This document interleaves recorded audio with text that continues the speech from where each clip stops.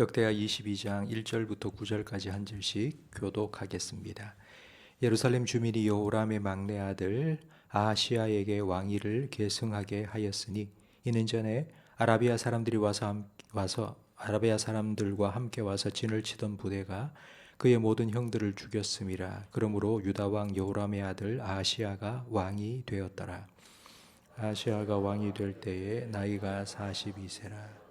예루살렘에서 1년 동안 다스리니라. 그의 어머니의 이름은 아달랴요 오므리의 손녀더라. 아시아도 아합의 집 길로 행하였으니 이는 그의 어머니가 꾀어 악을 행하게 하였음이라. 그의 아버지가 죽은 후에 그가 패망하게 하는 아합의 집의 가르침을 따라 여호와 보시기에 아합의 집같이 악을 행하였더라.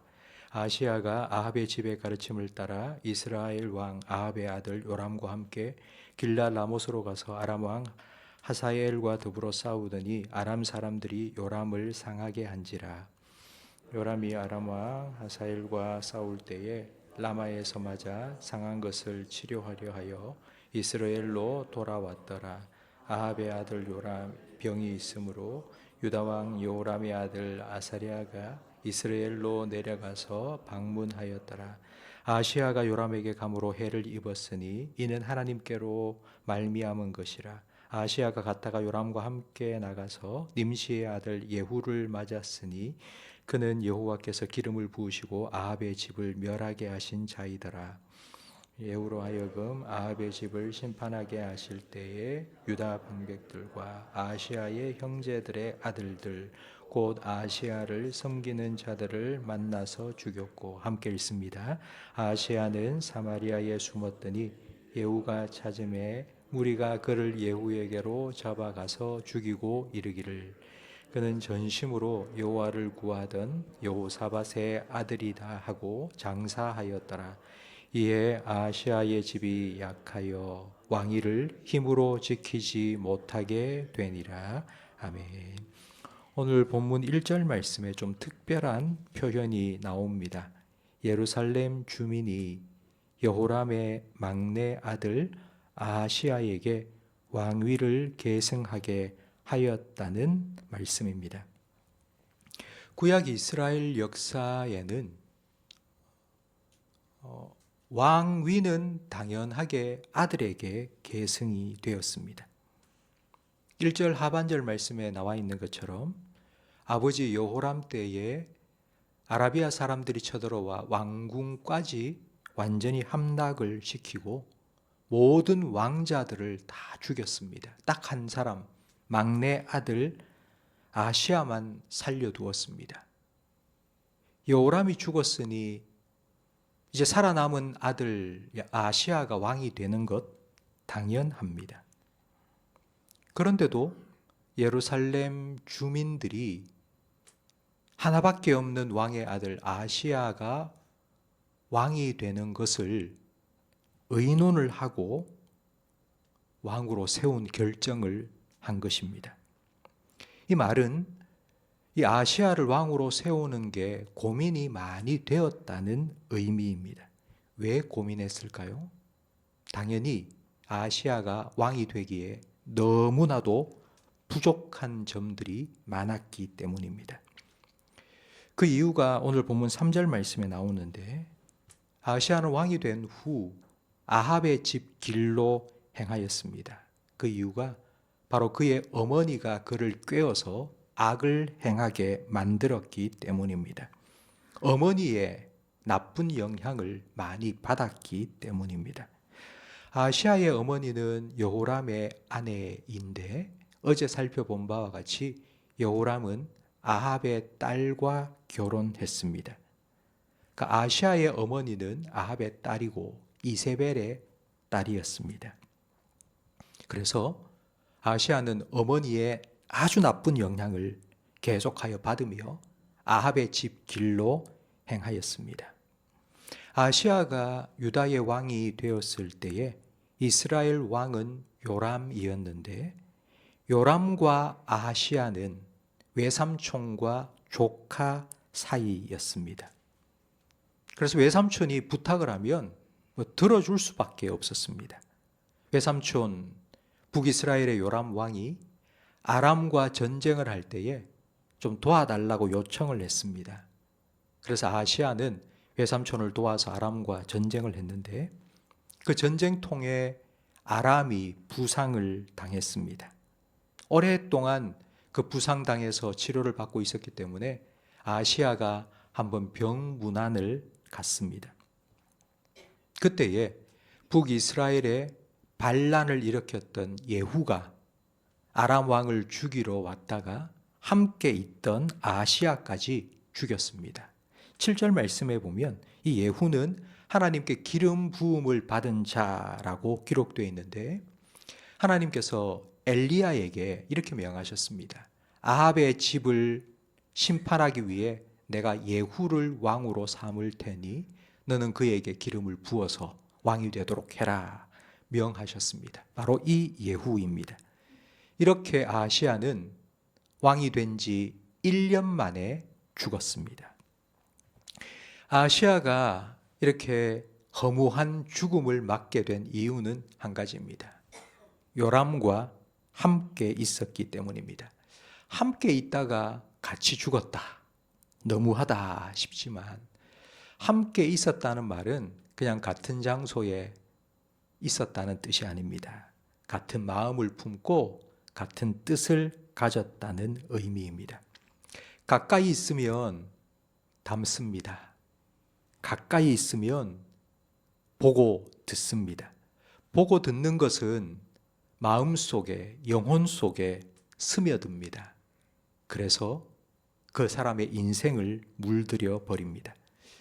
그렇다면 우리가 이 땅을 살아가면서 다른 종교들이 말하는 것처럼 이 속된 세상을 떠나서 깊은 산속에 들어가 살아야 하나 생각이 드는데 그렇지 않습니다. 예수님께서는 저와 여러분을 세상의 빛과 소금이 되라고 부르셨기 때문입니다. 세상 속에 살아가면서 세상에 물들지 않고 세상의 빛과 소금이 되기 위해서는 어떻게 해야 될까요? 우리가 잘 아는 금묵자흑이라는 사자성어가 있습니다. 먹을 가까이 하면 검어집니다. 세상을 가까이 하고 악한 자를 가까이 하면 당연히 악이 물듭니다. 그렇기 때문에 성경은 우리에게 하나님을 가까이 하라고 말씀합니다. 야고보서 4장 8절에 하나님을 가까이 하라. 그리하면 하나님께서 너희를 가까이 하시리라 말씀하셨습니다. 성도 여러분, 하나님을 가까이 해야 합니다. 세상을 살아가면서도 하나님을 가까이 해야 합니다. 그래야지 하나님께서 우리와 가까이 해 주십니다. 하나님께서는 세상 끝날까지 우리와 함께 하겠다는 임마누엘의 약속을 지키시기 위해서 예수님을 보내주셨습니다. 예수님은 십자가 위에서 죽으심으로 하나님과 우리 사이를 막고 있던 죄의 담을 허무셨습니다. 예수님께서는 부활 승천하시면서 성령님을 보내주셨습니다.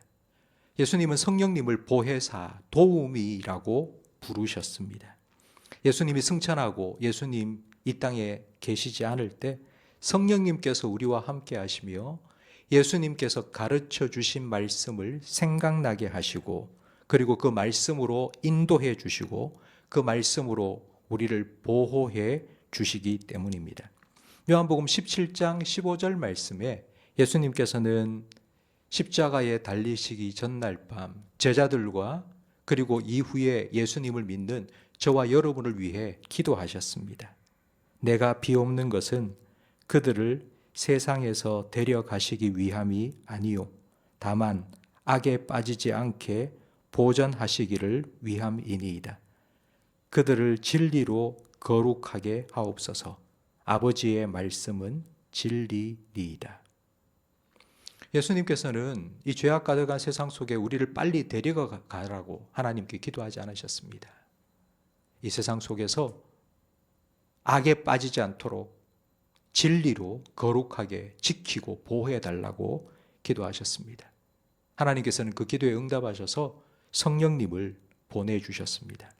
성령님께서 우리 안에 내주하셔서 하시는 일은 우리로 하여금 우리를 거룩하게 지켜주시고 보호해주시는 바로 예수님의 말씀, 그 말씀을 생각나게 해주시고 기억나게 해주시고 그 말씀으로 살아가도록 도와주시는 것입니다. 성도 여러분, 성령님과 가까이 하십시오. 성령에 민감하십시오. 성령님께서 여러분 마음속에 하나님 말씀을 생각나게 해주시고 예수님께서 하신 말씀을 기억나게 하시면 무시하지 마시고 그 말씀에 순종하십시오. 그렇게 성령을 가까이 할 때에 성령님께서는 진리의 말씀으로 우리를 지켜 주실 것입니다. 성령님께서 악인의 꾀를 따르지 아니하도록 우리를 지켜줄 거고요. 죄인의 길을 따라가지 아니하도록 우리를 지켜주실 거고요. 오만한 자의 자리에 앉지 아니하도록 우리를 지켜주실 것입니다. 오늘 하루 여러분의 삶을 성령님께 맡기고 성령님께서 지켜주시는 은혜 안에서 하나님 말씀을 가까이 하며 하나님을 더 가까이 하는 은혜를 누리시기를 예수님 이름으로 축복합니다. 기도하겠습니다. 빛과 어둠이 어찌 함께하리요 말씀하신 하나님 아버지, 죄악 가득한 세상을 살아가는 우리를 하나님의 말씀으로 거룩하게 지켜주시기 위해 성령님께서 우리와 함께 하시니 감사합니다. 하나님을 가까이 하라. 그리하면 하나님께서 너희를 가까이 하리라 약속해 주신 이 말씀처럼 하나님을 가까이 하기 위해 이 새벽 시간, 오늘 하루의 삶의 첫 시간을 하나님께 드리는 우리 모든 성도들에게 성령님께서 동행하여 주시고 말씀하여 주시고 인도하여 주시고 보호하여 주시옵소서. 세상 속을 살아가지만 세상에 물들지 아니하도록 하나님의 말씀으로 우리 모든 성도들의 심령을 지켜 주시옵소서. 하나님께서 우리에게 맡겨주신 우리 자녀들 영적인 양육권을 잘 감당할 수 있도록 우리에게 은혜와 지혜를 허락해 주시옵소서. 자녀를 위해 간절히 기도하오니 주님, 우리 자녀를 지켜주시고 주님의 말씀에, 은혜의 말씀에 부탁하오니 우리 자녀들의 마음과 생각과 걸음을 주님의 말씀으로 인도해 주시옵소서. 오늘 하루 우리의 삶을 주님께 맡겨드립니다. 하나님을 가까이하며 말씀을 가까이하며 살아갈 때에 하나님 아버지, 우리를 가까이 해주시고 우리의 걸음걸음을 하나님의 선하신 의의 길로 인도해 주시옵소서. 예수님 이름으로 기도합니다. 아멘.